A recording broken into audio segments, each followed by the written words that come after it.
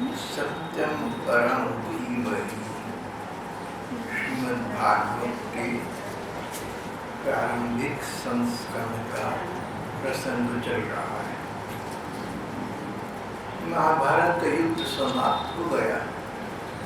उस पर अश्वत्थामा नाम का एक दुष्ट बच गया था। पहले तो छिपा रहा, बाद में युद्ध के नियम के प्रतिकूल एक रात घर से निकला और द्रौपदी के पांडवों के 5 छोटे छोटे भतीजे रात को सो रहे थे, उनकी हत्या कर दी। सबको बहुत दुख पहुंचा।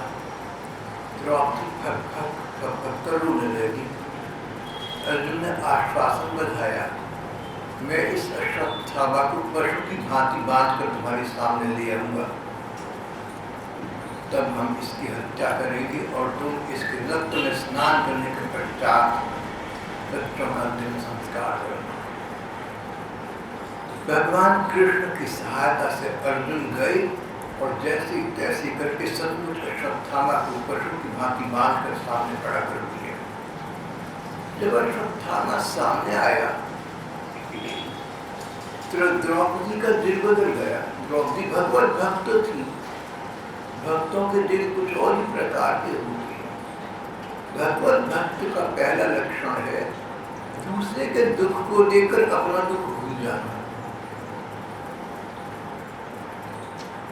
द्रौपदी के 5 छोटे छोटे बच्चों की निर्ममता से हत्या करने वाला व्यक्ति सामने खड़ा हुआ था, बंधा हुआ था, जो चाहे सो करे। लेकिन द्रौपदी ने अर्जुन से कहा, आर्य पुत्र, इन्हें छोड़ दीजिए। जैसे बच्चों के मन पर मैं रो रही हूँ, इनके मन पर इनकी माँ रोएगी, आप छोड़ दीजिए।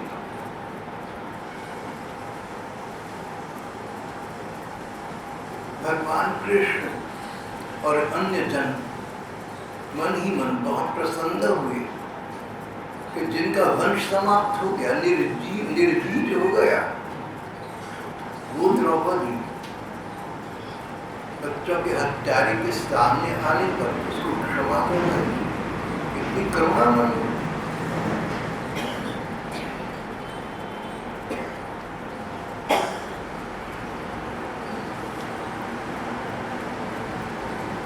यहाँ पर एक प्रकार से बात समाप्त हो गई। सब लोगों में चर्चा चलने लगी कि कोई भक्त हो तो द्रौपदी जैसा हो। 5 बच्चों के हत्यारे को उसने क्षमा कर दिया और आदरपूर्वक क्षमा कर दिया। पांडवों का वंश निर्बीज हो गया, चलेगा कैसे? लेकिन द्रौपदी की क्षमा, उसका भक्ति भाव देखकर सब दुख प्रसन्न और प्रभावित हुए। हमारे जीवन में प्रकार प्रकार के लोग आते हैं, प्रकार प्रकार के प्रसंग आते हैं। अब संसार है, अच्छे बुरे लोगों से भरा पड़ा है। तुम्हारे साथ कोई बुरा करे, तुम उसका बुरा मत करना, उसका बुरा सोचना भी मत। कोई तुमसे बैर करे, तुम बैर करना मत, बैर करना सोचना भी मत।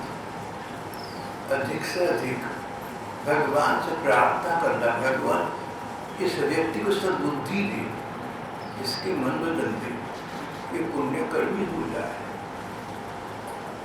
अपने विरोधी विपक्षी के लिए उसके हित चिंतन की कामना करना भगवत भक्तों का लक्षण है। यहाँ बात समाप्त हो गई थी, लेकिन कहती है हर समाप्ति किसी नए युग का आरंभ होती है। Every end is the beginning of a new era। एक युग आज समाप्त हो गया, यानी दूसरा युग आरंभ हो गया। यहाँ पर एक दुखद प्रसंग समाप्त हुआ, उससे अधिक दुखद दूसरा प्रसंग आरंभ हो गया। अर्जुन के बेटे अभिमन्यु थे। अभिमन्यु की महाभारत युद्ध में छल कपट से मृत्यु कर दी गई। उनकी पत्नी का नाम उत्तरा था। उत्तरा की संतान होने वाली थी। दुष्ट अश्वत्थामा, पहला तो उसने अन्याय का काम ये किया, अधर्म का काम किया कि पांडवों का वंश न चल सके, इसके छोटे छोटे नन्हे नन्हे उनके 5 बच्चों को हत्या कर दी। पांडवों ने द्रौपदी ने क्षमा कर दिया, पर उसकी दुष्टता न गई। अश्वत्थामा के पास ब्रह्मास्त्र था। पूर्व काल में कई ऐसे अस्त्र होते थे जो देवताओं की शक्ति से चला करते थे। शस्त्र जो अपने पराक्रम से चले, तलवार, भाला इत्यादि, और अस्त्र जो देवताओं को प्रसन्न करके उनकी शक्ति से चले। देवताओं के अस्त्रों में सबसे प्रबल, सबसे सबल अस्त्र ब्रह्मास्त्र कहलाता है। अश्वत्थामा के पास ब्रह्मास्त्र था। उसने देखा कि 5 बच्चों की निर्मम हत्या करने के बावजूद उन बच्चों की मां ने इसे क्षमा कर दिया। फिर भी जब देखा कि इनकी पुत्रवधू उत्तरा उसके संतान होने वाली है, तो इस संतान को भी समाप्त कर दूं। पांडवों का वंश न चल सके, ये बात उसके मन से नहीं गई। हमारी ग्रंथों में लिखा है कि दुष्टों की दुष्टता का अंत नहीं है और सज्जनता की सज्जनताओं का अंत नहीं है। भगवान राम रामचरितमानस में एक स्थान पर कहते हैं, देखो संत असंत का क्या अंतर, क्या फर्क है। संत असंत में बड़ा अंतर स्पष्ट है।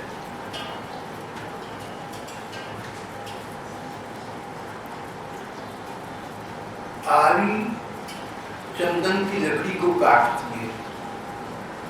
आरी तो चंदन की लकड़ी को काटती है और कटते कटते मरते मरते चंदन की लकड़ी उसी आरी को अपनी सुगंध से सुवासित कर दी। भक्तों का रक्षा, कोई तेरे लिए कांटा उगाए तो तू उसके लिए फूल उगाना भैया। संसार न देखे, कोई ना देखे तो क्या हुआ, भगवान तो देख रही है। और इस कृत्य से प्रसन्न होकर सर्वात्मा सर्वसमर्थ तुम्हें आत्मबल प्रदान करेगी, तुम्हारा परदुख सुधारेगी, तुम्हें सद्गति देंगी और सर्वोपरि बात भगवान के चरण में प्रेम उत्पन्न होगा। फिर तो संसार के बंधन छिन्न भिन्न हो जाएंगे, समाप्त हो जाएंगे। और दुष्ट है तो दुष्टता नहीं छोड़ता। यहाँ आपने एक दृष्टांत कथा शब्द बहुत पहले सुनी होगी।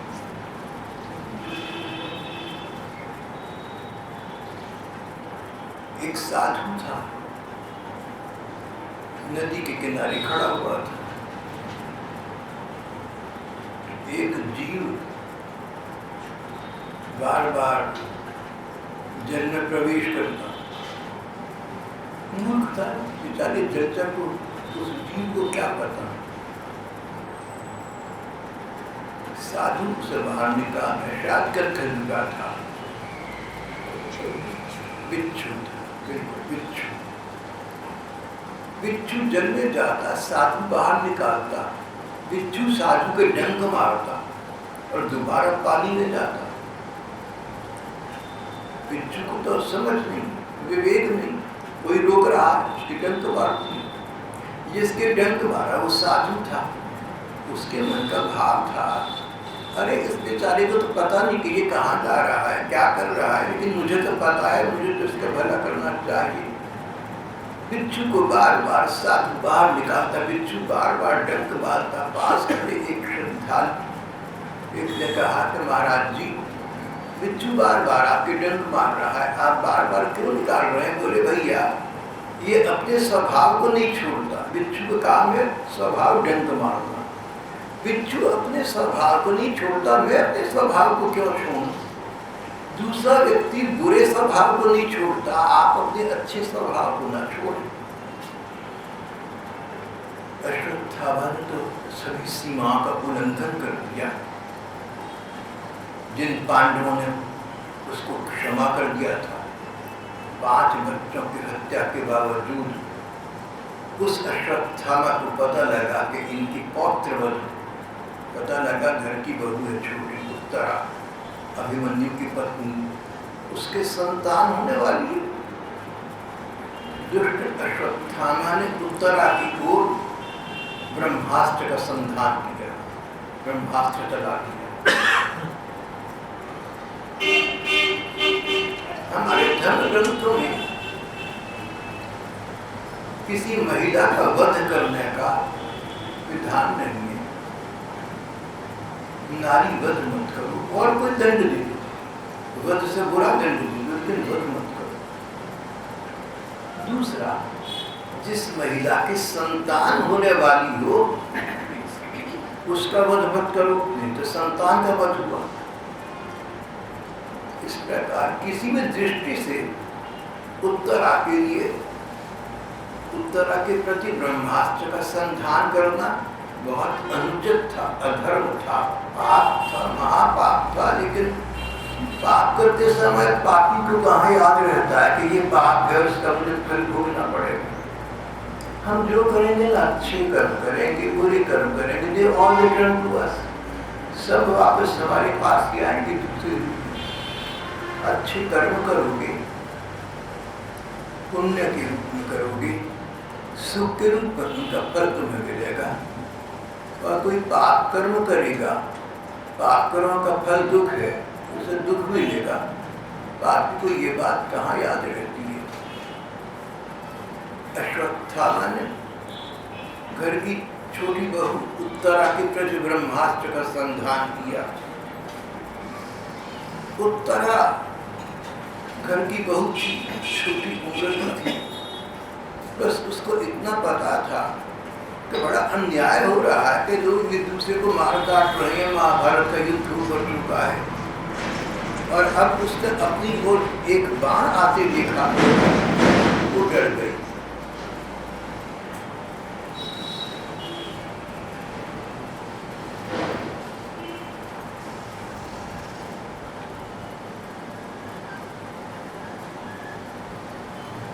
उत्तरा ने देखा कि एक लोहे का बाण आग उगलता हुआ मेरी तरफ आ रहा है।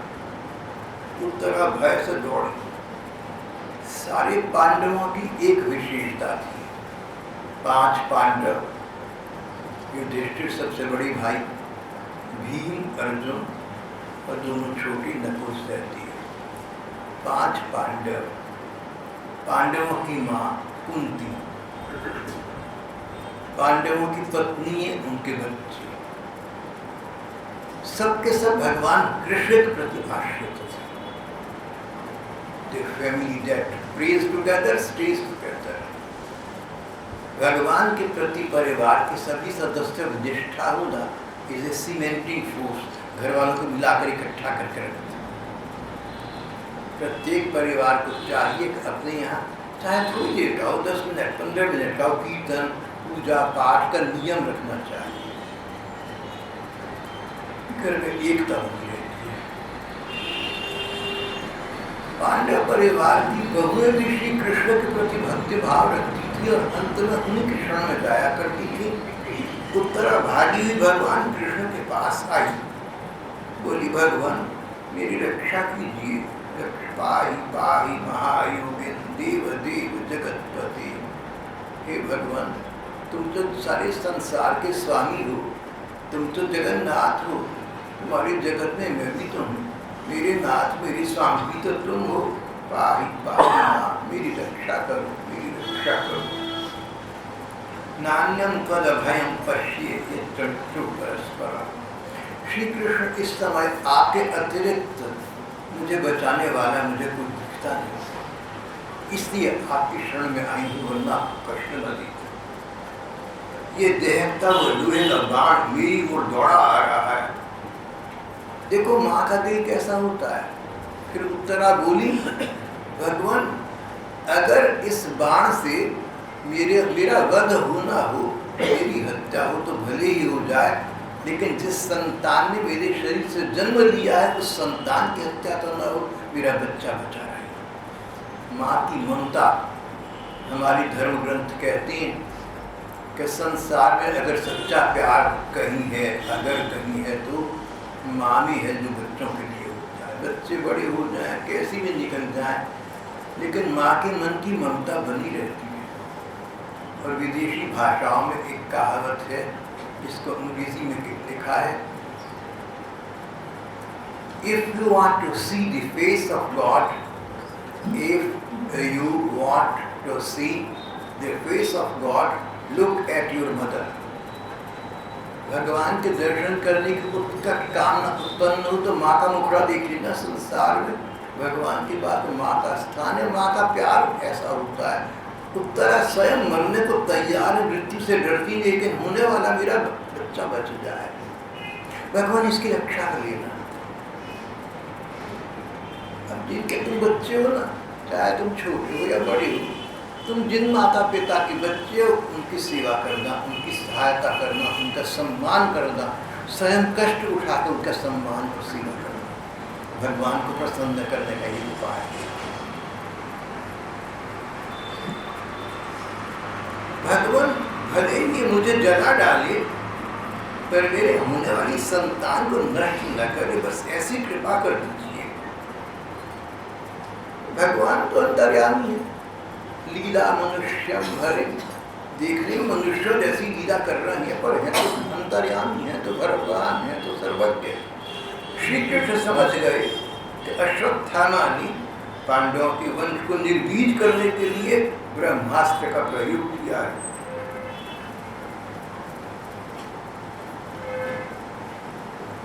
सभी प्राणियों के हृदय में आत्मा के रूप में भगवान कृष्ण ही निवास करते हैं। भगवान कृष्ण ने अपनी शक्ति से, अपने सुदर्शन चक्र से ब्रह्मास्त्र को रूप दिया और इस प्रकार उत्तरा और उसके होने वाली संतान की रक्षा। न तो कोई प्रारब्ध को रोक सकता है और न कोई ब्रह्मास्त्र को टाल सकता था, लेकिन यहाँ पर एक अपवाद, एक एक्सेप्शन है। भगवान जो चाहे सो कर सकते हैं। मनुष्यों को चाहिए कि न्याय करें, हमें न्याय करना चाहिए, निष्पक्ष न्याय करना, अपनी पराई का भेद मत करना, पक्षपात मत करना। जब कोई स्थिति उत्पन्न हो मनुष्य को न्याय करना चाहिए, और भगवान जो करते हैं वही न्याय है। भगवान जो करते हैं सब उचित करते हैं, इस पर विश्वास करें। भगवान के विधान में हमारा मंगल छिपा है। हमें तुरंत दिखे न दिखे, हमारी दृष्टि हो न हो, हमारी ऐनक ऐसी हो न हो, लेकिन भगवान जो करते हैं हमारी भक्तों के भले के लिए करते हैं। भगवान ने सुदर्शन चक्र का आह्वान किया और ब्रह्मास्त्र को रोक दिया, जिसको स्वयं ब्रह्मा जी भी नहीं रोक सकते थे। इतना ही नहीं,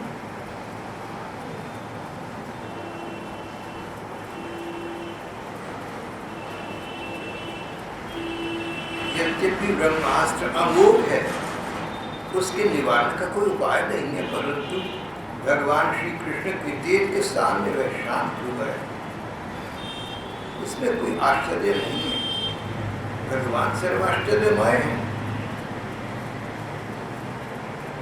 उन भगवान ने इसको ब्रह्मास्त्र को अपनी अलौकिक शक्ति से शांत कर दिया।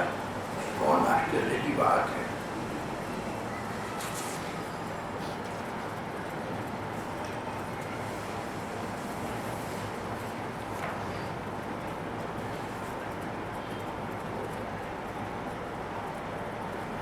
भगवान ने क्या किया, ये प्रसंग रोचक और प्रेरक है। भगवान ने उत्तरा माता के शरीर में प्रवेश किया। जिस संतान का जन्म होने वाला था, ब्रह्मास्त्र के तेज से अब तक वो निर्जीव हो चुका था, मर चुका था। ब्रह्मास्त्र के प्रयोग से भगवान ने उत्तरा माता के उदर में प्रवेश किया, उस बच्चे को पुनर्जीवित किया। ब्रह्मास्त्र मंडरा रहा था, ब्रह्मास्त्र से उसकी रक्षा करने के लिए भगवान उस बच्चे के पास रहे।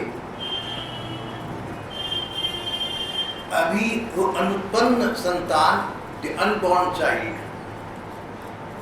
तो आपने विधि विधान पढ़ा होगा, जूरिस्प्रूडेंस में बताती हैं कि सबके पास कुछ न कुछ मौलिक अधिकार होते हैं और होने चाहिए। एक मृतक व्यक्ति के भी कुछ अधिकार होते हैं, जैसे उसकी वसीयत का उसके बाद सम्मान करा जाए। इस प्रकार एक अनुत्पन्न बालक के भी कुछ मौलिक अधिकार होते हैं, जैसे ऐसी कोई कष्ट उसकी माँ को न दिया जाए जिसकी हानि बच्चे को पहुंचती। जूरिस्प्रूडेंस, ये तो अब एक नया सामाजिक विज्ञान हमारे सामने आया, पर 5,500 वर्ष पहले भगवान कृष्ण ने इस नियम का सबसे पहले पालन किया। उन्होंने उत्तरा माता के शरीर में प्रवेश किया और अनुत्पन्न उस संतान के चारों ओर मंडराने लगी। उत्तरा माता के उदर में स्थित वह वीर शिशु, बाद में ये परीक्षित कहलाए, वह वीर शिशु जब अश्वत्थामा के ब्रह्मास्त्र के तेज से जलने लगा तो उस बच्चे ने देखा उसकी आंखों के सामने एक तेजोमय पुरुष है, एक विशाल तेज से संपन्न, जाज्वल्यमान मुखमंडल, प्रदीप्त प्रकाशित मुखड़ा, एक तेजोमय चेहरा है, परम सुंदर है, अनुत्पन्न संतान, संसार अभी देखा नहीं। श्री कृष्ण का दर्शन कर रहे, अभी तक संसार का दर्शन नहीं किया, अभी तक अपनी माँ का दर्शन नहीं किया उस बच्चे ने। अभी तो माँ की शरीर भी है, अभी जन्म तो लिया नहीं और भगवान का दर्शन कर रहा है। पूर्व संस्कार हो, सत्संग हो और भगवान की कृपा हो तो सब हो जाता है। उस अनुत्पन्न संतान ने सबसे पहले जिसको देखा वो श्री भगवान थे, श्री कृष्ण थे। बच्चे ने देखा एक ज्योतिमय पुरुष उसके सामने है, स्वरूप बहुत निर्बल है, सुंदर सांवरा शरीर है, बिजली के साथ समान चमकता हुआ पीतांबर पहना हुआ है, सिर पर सोने का मुकुट झिलमिला रहा है, लंबी लंबी लंबी सुंदर 4 बाहीं हैं, स्वर्ण के कुंडल कानों में है, आंखों में लालिमा है और एक हाथ में लू के समान जलती गदा लेकर उसे बार बार घुमाता जा रहा है। स्वयं शिशु के चारों ओर घूम रहा है। श्री कृष्ण शिशु की रक्षा के लिए उसके चारों ओर घूम रहे थे।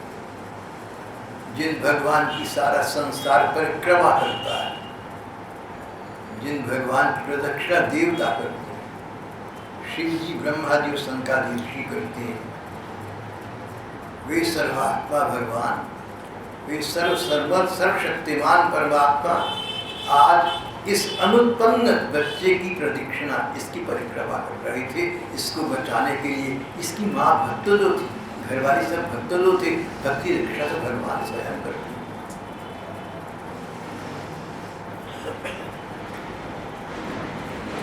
स्वयं रक्षति सर्वात्मा तस्य हन्ता न कोऽपि च। स्वयं रक्षति सर्वात्मा, सर्वात्मा भगवान जिसकी रक्षा करते हैं, तस्य हन्ता, उसको मारने वाला न कोऽपि च, कोई हो सकता है। यही बात यहाँ हो रही थी। वो अनुत्पन्न बच्चा, नासमझ बच्चा दिख रहा था श्री कृष्ण को। और सोच रहा था कौन है ये इतना सुंदर, इतना अच्छा।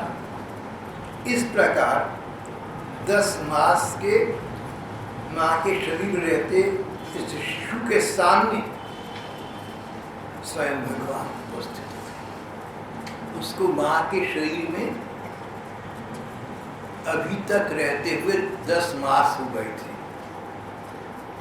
10 मास का बालक माँ के शरीर में था। और फिर उसने देखा कि ब्रह्मास्त्र का जो प्रकाश था जैसे ही शांत हुआ, भगवान भी अंतर्धान हो गए, बात समाप्त हो गई। अब देखिए, एक प्रकार से प्रकारांतर से भगवान कृष्ण अपरीक्षित भाई भाई हो गए, सहोदर भ्राता, सहोदर, एक ही उदर से जिन्होंने जन्म लिया है, दोनों एक ही माँ के शरीर में थे, श्री कृष्ण भी और परीक्षित। परीक्षित चाहते तो जन्म लेने के बाद बड़े होने पर कह सकते थे कि कृष्ण मेरा तो भाई ही, अरे किसी के कृष्ण कुछ होंगे, मेरे तो भैया हैं, तो हम दोनों एक ही माँ के उदर में इकट्ठे रहे, एक प्रकार के हम तो जुड़वा बच्चे हो गए भैया। अब जब भगवान अंतर्धान हो गए और उस बच्चे ने निर्विघ्न जन्म ले लिया, तो नया नया नन्ना नन्ना नवजातीय बच्चा संसार का प्रकाश देखते ही सबसे पहले जो लोग आ जा रहे थे, विस्फारित नयनों से आंखें फाड़ फाड़ कर उनकी परीक्षा दे रहा था, इनमें से वो पुरुष कौन सा है जो अंदर मुझे दिखा था माँ के शरीर में। सबकी परीक्षा दे रहा था, उसका नाम परीक्षित पड़ गया। यही वो परीक्षित है जिनको सुखदेव जी ने भागवत की कथा सुनाई, जिस भागवत का पाठ हम लोग कर रहे हैं, सारा संसार करता है।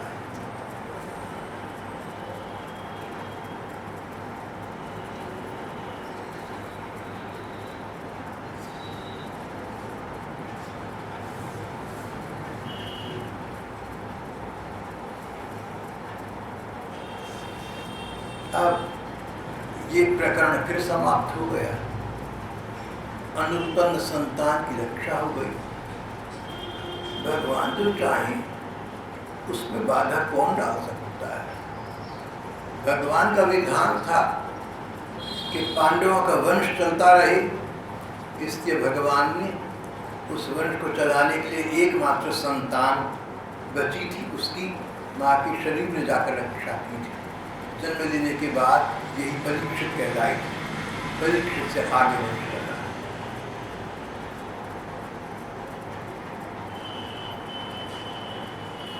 परीक्षित का जन्म हुआ,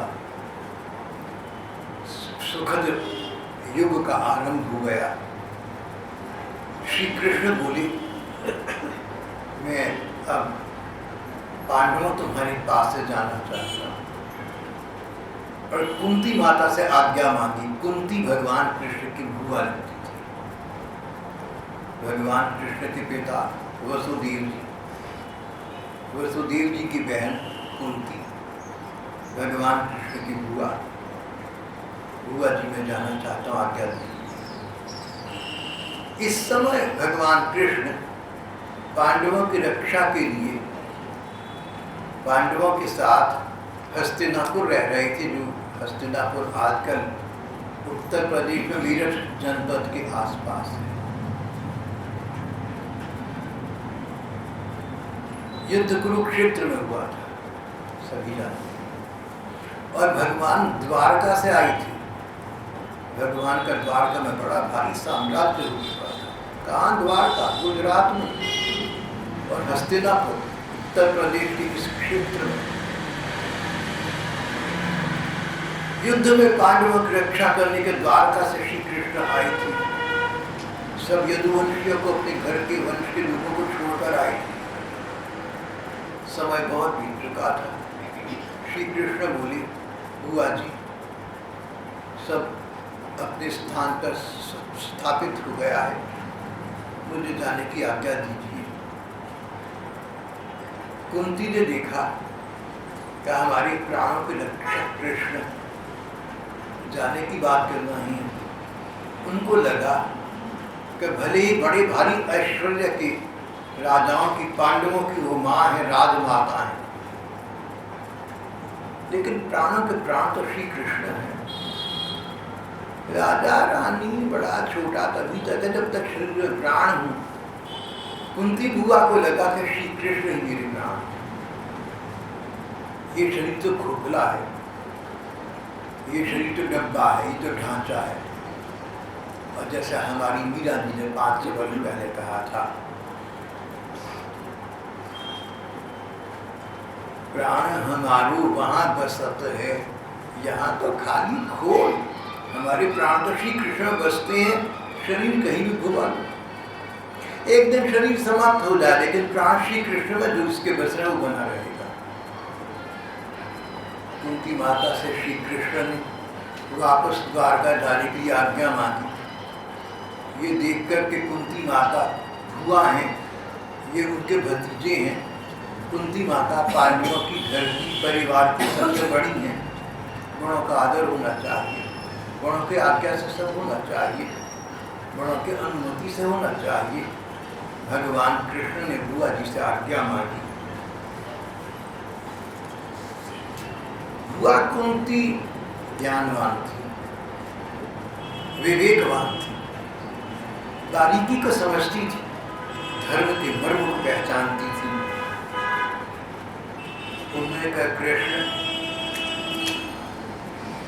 तुम्हारे में तो हमारे प्राण बसते हैं और तुम जाने की बात कर रहे लोगों मुझे नहीं।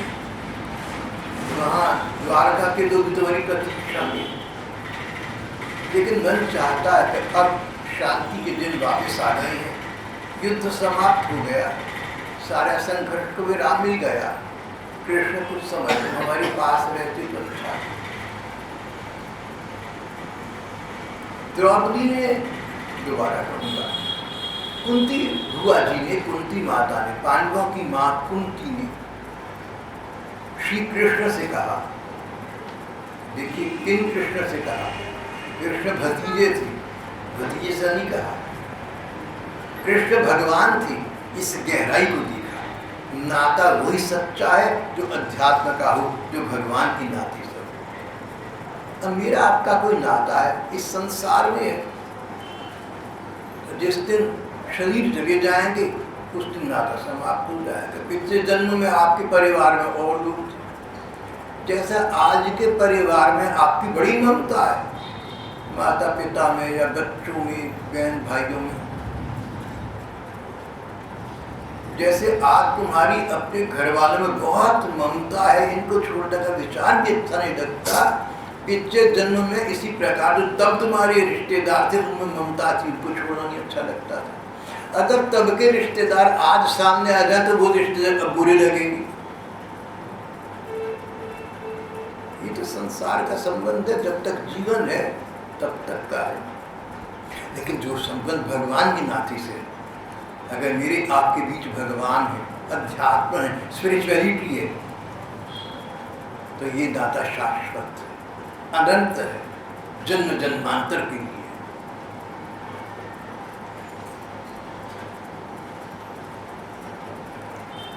कुंती बुआ ने भतीजे कृष्ण की वंदना नहीं की, भगवान कृष्ण की वंदना की। नमस्ते पुरुषम त्वाम ईश्वरम प्रकृते परम। कृष्ण, तुम सारे संसार के ईश्वर हो, तुम परमेश्वर हो, तुम परमात्मा हो, जानती हूँ, इसलिए मैं क्या कर सकती हूँ, नमस्ते। मैं तो तुम्हें केवल नमस्कार कर सकती हूँ, सिर झुकाकर हाथ जोड़कर प्रणाम कर सकती हूँ। श्रीमद् भागवत के व्याख्या करने वाले एक सुयोग्य पंडित कहते थे कि नमस्कार भगवान को हम बार बार करते हैं, जहाँ देखो भगवान को नमस्कार, नमन करना, झुकना किसी के सामने, नमस्ते नमस्ते। तुझे नमस्कार है, तुझे यदि तेरे अंदर जो परमात्मा है उसको नमस्कार, नमस्कार करना। तो बहुत से भाषाविदों का, लैंग्वेज एक्सपर्ट्स का कहना है कि नमस्ते नमस्कार शब्द से ही नमाज शब्द बना, नमाज करना। मुसलमान भाई नमाज करते हैं, परमात्मा के आगे झुकते हैं। ये नमस्कार का, ये नमन का, नमस्ते का बदला हुआ रूप है। समय के प्रवाह के साथ साथ शब्दों के रूप बदल जाते हैं, कई बार शब्दों के अर्थ बदल जाते हैं। और बहुत से विद्वानों का ऐसा मानना है कि संसार की आदि भाषा, सबसे पुरानी, सबसे पहली भाषा संस्कृत है, वैदिक संस्कृत। हजारों वर्षों के बाद धीरे धीरे भाषाओं में परिवर्तन आते गए। सारी आज की भाषाएं संस्कृत भाषा से निकली हैं और इसके प्रमाण के तौर पर वो कहते हैं कि नमस्ते जो शब्द है इसी से नमाज बना, और संस्कृत में, हिंदी में जो प्रार्थना शब्द है इसी से बाद में अंग्रेजी का प्रेयर बना। ऐसा भाषाविदों का कहना है। हाँ, ये तो भाषाविद जाने, तो विद्वान जाने। हम तो इतना कह सकते हैं कि भगवान को नमस्कार सभी करते हैं। कोई भी धर्म हो, कोई देश हो, कोई प्रदेश हो, कोई भाषा हो, कोई जाति हो, सब लोग भगवान को नमस्कार करते हैं। भगवान के आगे माथा टिकाते, झुकाते, उन्हें प्रणाम करते हैं। उनकी माता ने भगवान को नमस्कार किया, बोली भगवान मैं जानती हूँ तुम परमात्मा हो, मनुष्य के रूप में लीला करना ये तो तुम्हारा अभिनय है। कौन भूआ और कौन भतीजा? मैं जीव हूँ और तुम ब्रह्म हो, परमात्मा हो।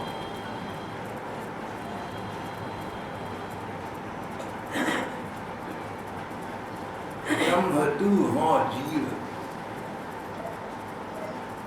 भगवान ब्रह्म है, परमात्मा है, मैं जीव, मैं साधारण व्यक्ति हूँ। भगवान आप मनुष्य के रूप में अवतार लेकर केवल नाटक कर रही हैं। लोग ऐसा समझे कि मनुष्य सचमुच आप भगवान हैं। भला आप अवतार लेकर अनेक प्रकार की लीलाएं क्यों करती हैं? अपने भक्तों के कल्याण के लिए। अगर भगवान निराकार से साकार न हो, अगर भगवान अजन्मा है भगवान, लेकिन जन्म लेने की लीला न करें, अनामी भगवान नाम ग्रहण न करें, तो साधारण लोगों को क्या पता लगेगा कि भगवान कैसे होती है, उनका मन कहाँ लगेगा। किसी स्थान पर ध्यान केंद्रित करने के लिए भगवान अपने आप को सुंदर श्याम स्वरूप में प्रकट करते हैं और ऐसी लीलाएं करते हैं जिससे जो लोग चाहें विवेक से काम लें, उन भगवान के रूप का ध्यान करें, उनकी लीलाओं का चिंतन करें और रूप और लीला चिंतन के द्वारा स्वयं भगवान को प्राप्त कर सकें। कुंती ने कहा कृष्ण तुम्हारा अवतार इस ही लक्ष्य को लेकर हुआ है।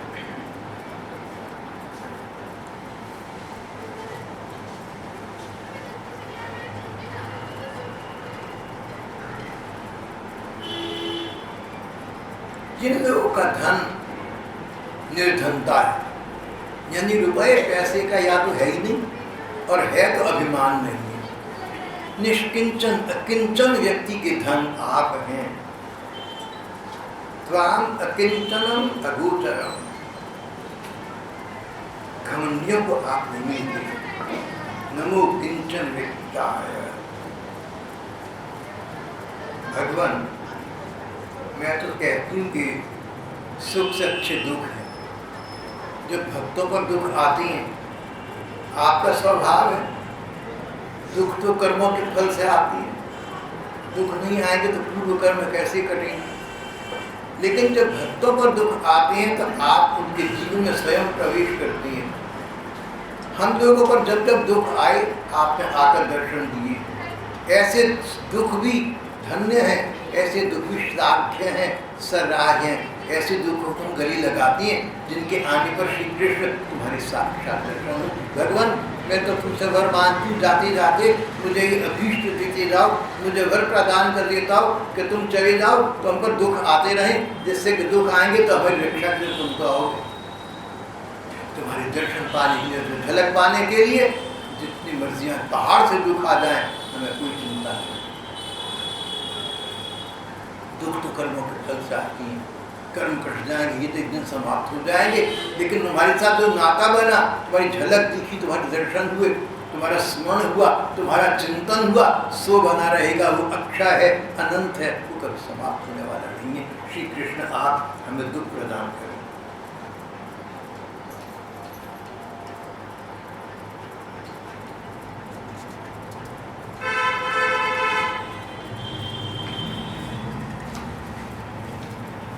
और अंत में कुंती माता ने कहा, जैसे गंगा जी की धारा समुद्र में लगातार गिरती रहती है, उसी प्रकार मेरा मन, मेरी बुद्धि, मेरी चित्तवृत्ति भगवान आपके चरणों में सदा स्थान पाती रहे।